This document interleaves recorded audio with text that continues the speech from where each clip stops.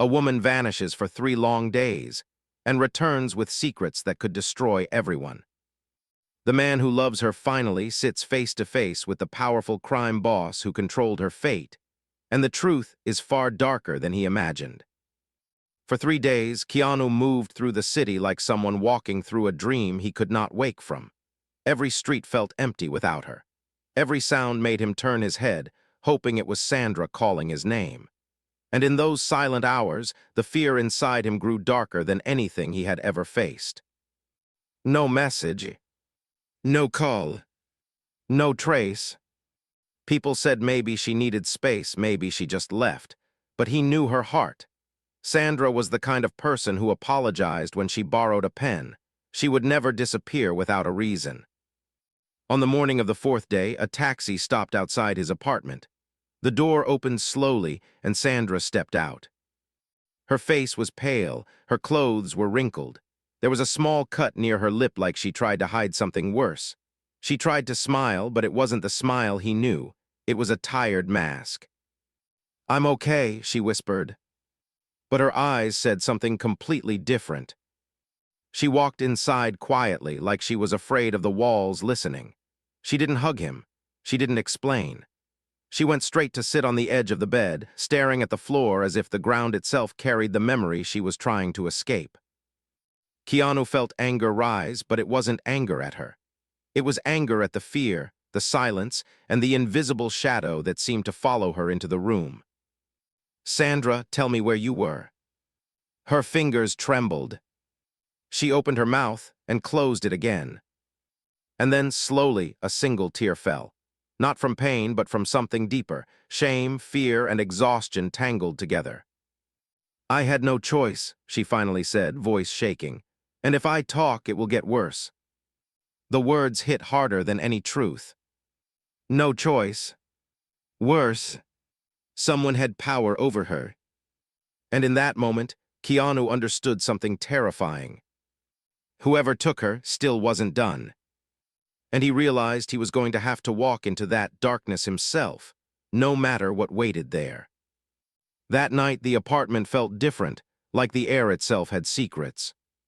Sandra sat at the kitchen table, hands wrapped around a cup of tea she never actually drank. Keanu stayed across from her, not pushing, not demanding, just waiting. Sometimes kindness opens doors that force never can. Finally, she spoke. "They called me to help translate something," she said quietly. "A friend asked. I thought it was simple. I thought I'd be back in an hour." Her voice trembled as she remembered. "But when I arrived, it wasn't a translation. It was a room full of men I didn't know. And then someone closed the door." Keanu listened, jaw tight, trying to keep his own anger from spilling into her fear. She stared down at the table. He was there, the Korean man everyone whispers about, calm, polite, smiling like nothing was wrong. But when he looked at me, I felt trapped, like I had already signed something I hadn't even read. She swallowed. "They didn't hurt me, they didn't touch me. They just made me stay. They asked questions. They watched my phone. They wanted to know who you talk to, who trusts you, who listens when you speak. They said if I left without permission, people I love might disappear instead." Keanu felt something cold move through his chest. Not violence. Control. Fear. Power. He leaned forward gently. "Why didn't you call me?" Tears filled her eyes again. "Because he said your name. That changed everything." She looked at him with real terror now. "He knows you. He knows your friends. He knows where you go. And before I left, he told me something." Silence wrapped the room. "Tell him I look forward to meeting him," she whispered. The world seemed to tilt for a second. This wasn't random. This wasn't accidental. This was personal. Keanu stood up slowly, not out of rage, but out of clarity. The way someone stands when they finally understand they have no choice but to walk forward. "I'm going to talk to him," he said quietly. Sandra's hand shot out, gripping his wrist. "No, you don't understand. Men don't walk into his world and come back the same." He placed his other hand gently over hers. "Then I won't walk in as a threat. he said softly. I'll walk in as someone who refuses to let fear decide our life. Her lips trembled. She wanted to believe. She was terrified to believe. And somewhere deep in the apartment, the night felt heavier, as if the city itself knew a dangerous line had just been crossed. Because now there was no turning back. The next morning, the city looked normal, people laughing, traffic moving, sunlight touching rooftops. But inside Keanu's chest, everything felt heavier. He didn't tell many people where he was going, not because he wanted to be mysterious, but because he didn't want anyone to try to stop him. Fear spreads fast. Courage has to stay quiet.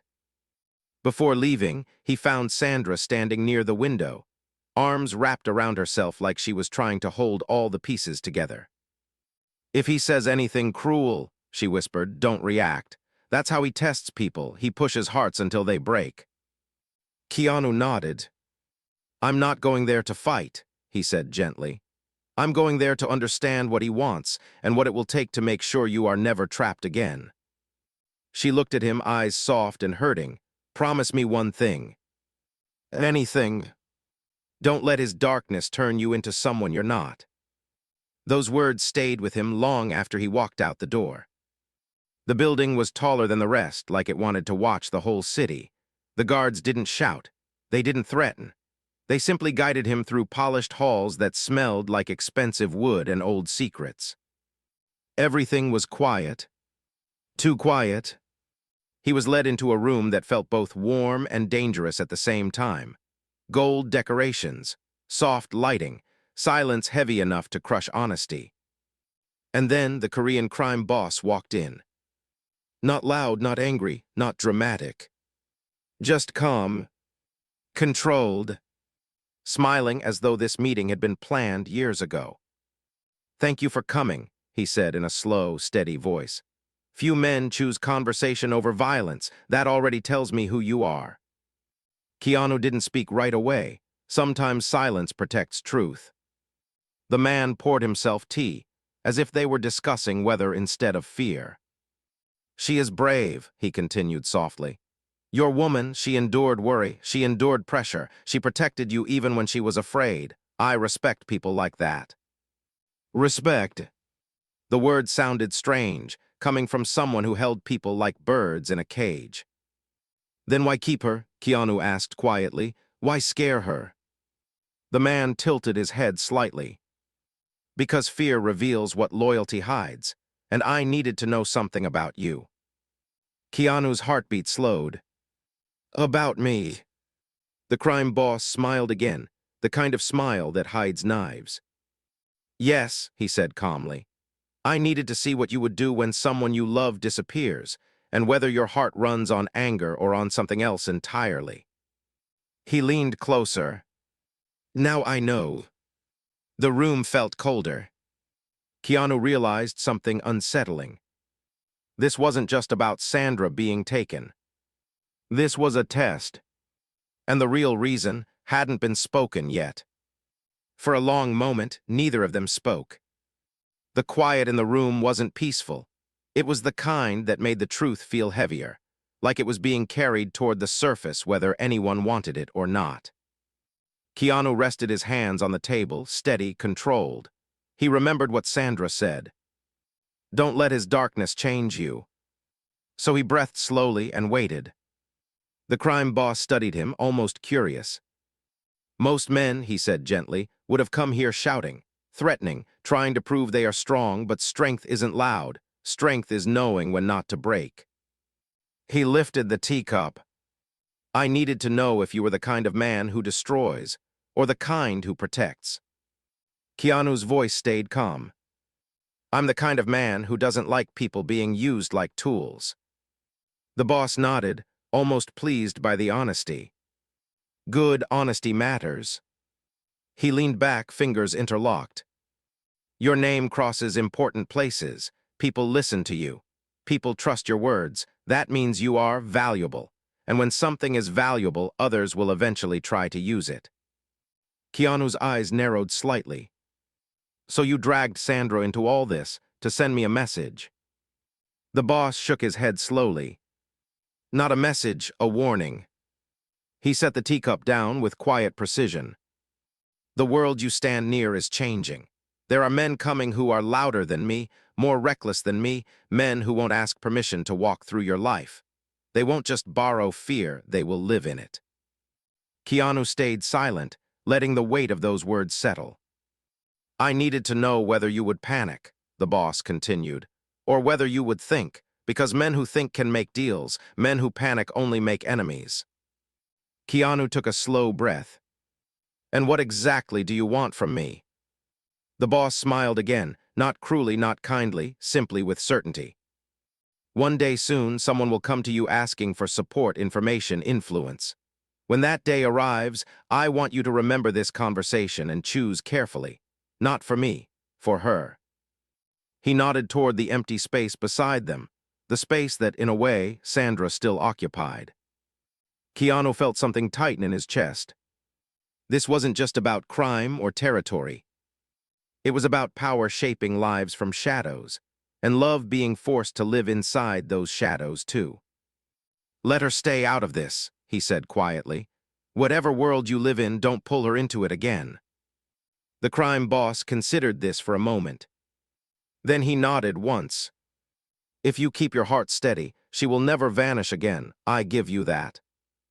The promise sounded real, and yet dangerous, like shaking hands with a storm. Keanu stood to leave. But just as he reached the door, the boss's voice followed him, softer than before, almost sincere. There is one more thing you should know. Keanu turned back slowly. The man's eyes were calm, but the truth inside them was not. She didn't just stay because she was afraid, he said quietly. She stayed because she was protecting you from something she learned while she was here. The room felt suddenly smaller. Ask her, the boss said, and you'll see. And with that, the conversation was over, but the real storm had only just begun. When Keanu stepped out of the building, the world felt different. Cars still moved, people still laughed. Somewhere a street musician played guitar. Life went on as if nothing had happened, but inside him, something had shifted forever. He walked slowly, letting the conversation replay in his mind. She stayed because she was protecting you. Those words refused to leave. By the time he reached home, the sun was sinking, painting the sky with orange and gold, beautiful colors that somehow made the truth feel heavier. Sandra was sitting on the couch, hugging a pillow the way frightened children hug stuffed animals. When she heard the door, her shoulders tensed before she even turned around. Fear had become automatic now. He hated that. He closed the door gently, not wanting the sound to scare her. You went, she whispered. Yes. Silence filled the room for a few seconds. He could hear the clock ticking. He could hear his own heartbeat. She looked up, searching his face for answers she was afraid to hear. What did he say? Keanu didn't rush. He walked over and sat across from her, leaning forward so his voice would stay soft, grounded. He said you were brave, Keanu replied quietly. And he said you didn't just stay there because you were afraid. She froze. For a split second, her expression changed, like someone ripping open a door she had tried to nail shut. He saw it. Shame, fear, and something heavier, the burden of a secret she had been carrying alone. Sandra, he said gently, what did you protect me from? Her hands tightened around the pillow. She looked away. And in that moment, he understood something important. The truth wasn't trapped in fear. It was trapped in guilt. He moved closer, sitting beside her, not demanding, not forcing, just present. Whatever it is, he whispered, I would rather hear it from you than from anyone else. Her breath shook. For a long moment, she said nothing. Then she started speaking, quietly, like every word had to push through a mountain of pain. On the first night, they showed me something, she said. Not a threat, not a weapon, it was a file, photos, conversations, things you've said, places you've gone, people you've helped, people you've argued with. Keanu listened, calm, steady. They told me, she continued, That one wrong move from you could pull innocent people into danger. They said anger attracts fire. And if you came charging in, demanding, shouting, trying to look strong, someone else would pay the price. She swallowed, and they said I was the only one who could stop that. She turned her face toward him, eyes full of tears that refused to fall. So I stayed, because if I left, I knew you'd come, and if you came angry, I didn't know who would get hurt. Keanu closed his eyes for a moment. He didn't feel betrayed. He didn't feel lied to. He felt something deeper, a quiet ache that came from seeing how heavy love could be. "Why didn't you tell me?" he asked softly. Her voice cracked. "Because I knew you," she whispered. "You'd say, 'We'll face it together,' and then you'd walk right into the storm. And maybe courage becomes beautiful in movies, but in real life it can make graves." The room went quiet again. He could hear the city outside. He could hear the faint hum of the refrigerator. Life moving on, unaware of the storm inside four walls. He reached out and took her trembling hand. "Sandra," he said slowly, "love isn't about choosing who dies slower. Love is supposed to help us live better." A tear finally escaped down her cheek. "I didn't know how to choose," she whispered. "I was scared of losing you. I was scared of losing myself. I was scared of choosing wrong and living with it forever." He nodded. Fear wasn't weakness. Fear was human. And sometimes, fear came from trying too hard to protect the people we love. He squeezed her hand gently. "What else did he tell you?" Her breathing grew uneven, like she had just been asked to reopen a wound she had barely stitched together. "He said," she whispered, "that there are people watching you now. People who think your voice can open doors or close them. People who might try to pull you into things you never wanted to be part of." She looked straight into his eyes. "And if you trust the wrong person, I'll lose you in a way that doesn't involve death, a way that changes who you are forever." Those words hit deeper than anything so far. Not losing his life. Losing himself. Becoming someone he wouldn't recognize. That somehow was worse. Keanu leaned back, letting the truth settle. Courage wasn't about marching into danger without thinking. Sometimes courage meant staying soft in a world that keeps trying to harden you. He lifted her chin gently. "You did what you thought was right," he said. "And maybe if I had been there, I would have done the same thing, just in a different way. But listen to me, don't carry this alone anymore. If something threatens us, we face it together. Not from anger, not from fear, from clarity." She nodded slowly, tears finally breaking free. And then something unexpected happened. She started crying, not like someone sad from a movie scene, but like someone finally allowed to breathe after holding air inside for too long. He wrapped his arms around her, not to fix her, not to silence the tears, but to let them exist. Sometimes healing sounds like crying. Sometimes strength looks like softness. After a while, her breathing steadied. She wiped her eyes gently and looked at him. "There's one more thing," she said quietly. A chill moved through the room. "What is it?" he asked softly. Her fingers twisted together nervously.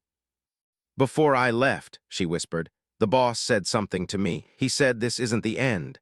This is only the introduction, and when the real thing arrives, it won't knock on the door." The words lingered in the air like smoke. Keanu didn't speak. He didn't panic. He just sat there, feeling the weight of the future pressing against the present. He wasn't angry at Sandra. He wasn't afraid of the boss. But he understood something clearly now. This wasn't a simple story about disappearance and return. This was the beginning of something larger, something that would test kindness, courage, patience, and love more than any fight ever could. He took a slow breath. "Whatever comes," he said quietly, "we don't run from it, we stay human, we stay kind, we stay together." She nodded, pressing her forehead gently against his shoulder. Outside, night settled over the city, calm, beautiful, deceptive. And somewhere unseen, the first moves of a much bigger game had already begun. Days passed, but the feeling that something unseen was moving around them never really left. It was in the way Sandra jumped a little at sudden noises. It was in the way Keanu double-checked the locks at night, not out of paranoia, but out of quiet responsibility. It was in the way the sky sometimes felt closer, like the city itself was holding its breath. Still, they tried to live. They cooked simple meals together. They watched old movies. They sat on the balcony and listened to traffic, telling silly stories just to remind themselves that life could still be ordinary.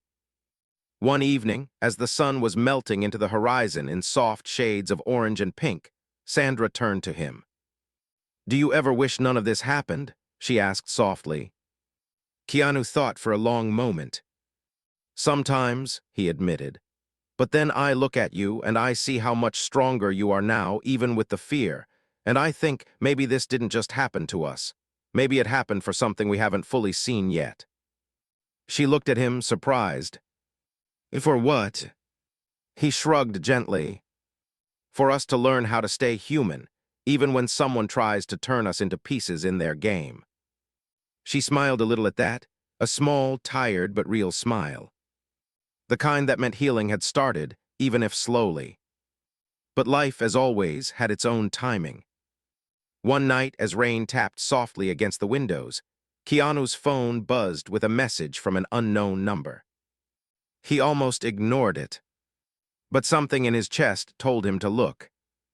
"We need to talk. Now, it concerns both of you." There was an address, no name. No threat. No drama. Just a quiet invitation from danger itself. Sandra watched his expression change. "It's him, isn't it?" she whispered. He nodded.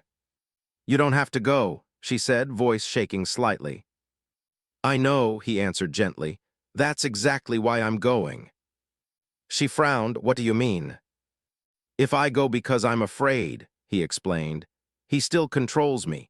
If I go because I want to protect us and understand what's coming, then it's my choice, not his."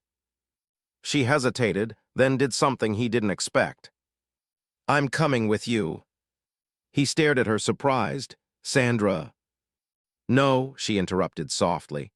"This time, I don't want to disappear into fear while you stand alone in front of it. If we say we face things together, then we walk into that room together." He looked into her eyes. There was fear there, yes. But there was also something stronger, a quiet, resilient courage. He nodded slowly. "Okay," he whispered, "then we go together." The address led them to a quiet part of the city, where old buildings stood like tired guardians of forgotten stories. The entrance was simple, no guards, no show of power, almost like it was an ordinary meeting instead of a step into the unknown. Inside, the room they entered was small and warm, lit by a single hanging light that cast soft shadows on the walls. The Korean crime boss was already there, sitting at a simple table, no jewelry, no expensive suit, no entourage. Just him, a man with a calm face and tired eyes. For the first time, he looked less like a legend, and more like a human being who hadn't slept properly in years. "Thank you for coming," he said, voice low. Sandra stayed close to Keanu, but she stood tall. Keanu spoke first. "You said this concerns both of us," he said. "We're here, say what you need to say." The boss studied them quietly for a moment. Then he nodded, as if confirming something to himself.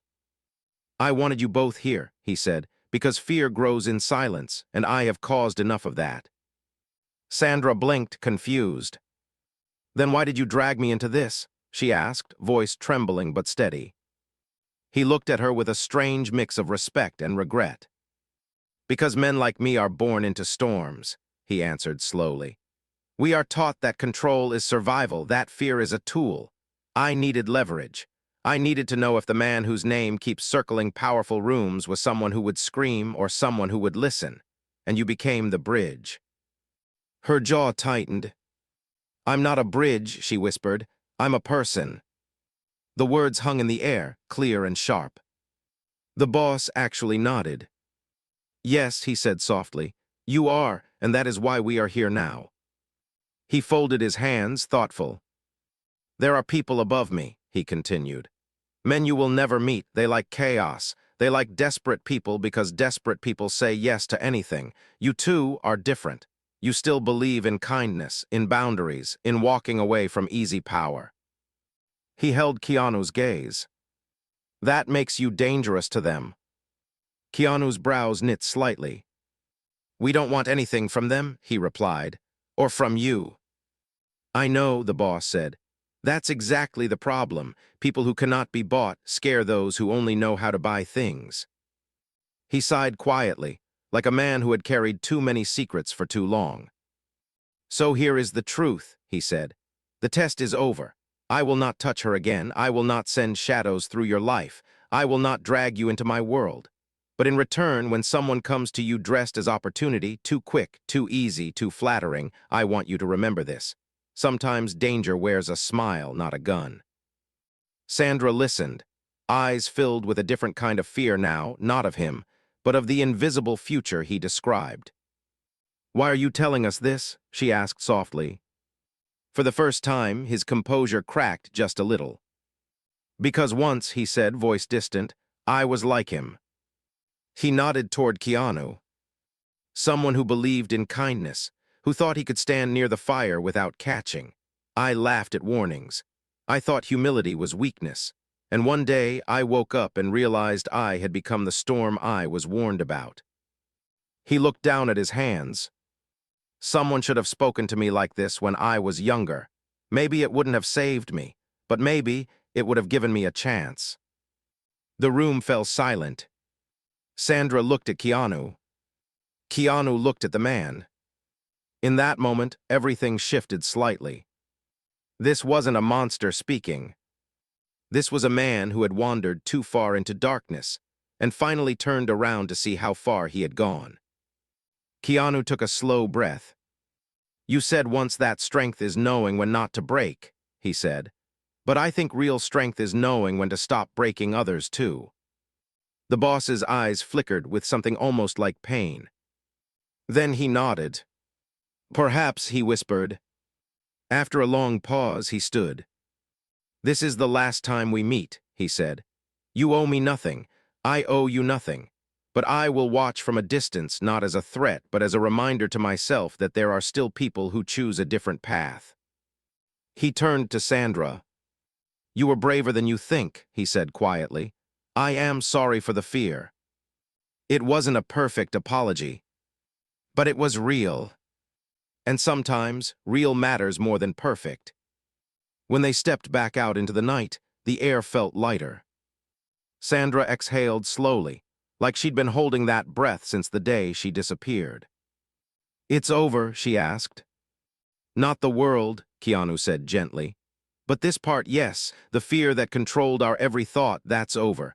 What happens next is in our hands. They walked home in silence for a while. The city lights reflected in puddles. Cars passed. Someone laughed in the distance. It felt almost normal, and maybe that was the most beautiful thing of all. As they reached their building, Sandra stopped and turned to him. You know what scares me the most now? She asked softly. What? He asked. Not the boss, not his world.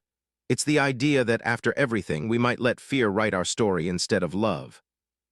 He looked at her for a long moment. Then he smiled, a small, warm, steady smile. Then we don't let it, he said. We set boundaries, we stay careful, but we also keep being kind. We keep being soft where the world expects us to be cruel. We keep choosing each other, even when it would be easier to shut down. She nodded slowly. Do you still see me the same? She whispered. After I disappeared, after I stayed, after I made my choices. He stepped closer, brushing a strand of hair away from her face. No, he said softly. Her heart sank for a moment. Until he finished. I see you stronger, he murmured. More human, more real, not the perfect version of you, but the honest one, and that's the one I want. Her eyes filled again, but this time the tears weren't from fear. They were from relief. From being seen. From knowing that love didn't vanish when things got complicated, it deepened. They went upstairs together, not as two people trying to outrun fear, but as two people who had looked it in the eye and chosen something else. That night, as they lay in bed, listening to the quiet hum of the city, Sandra whispered into the darkness, "Thank you for coming for me." Keanu turned slightly, his voice low and warm. "You never really left," he said. "Your body disappeared for 3 days, your heart didn't." Outside, the city kept moving. But inside that small apartment, something settled. Not a fairy tale ending. Not a perfect world. Just two people a little bruised, a little wiser, choosing kindness over revenge, courage over fear, and love over control. And sometimes, that is the bravest confrontation of all.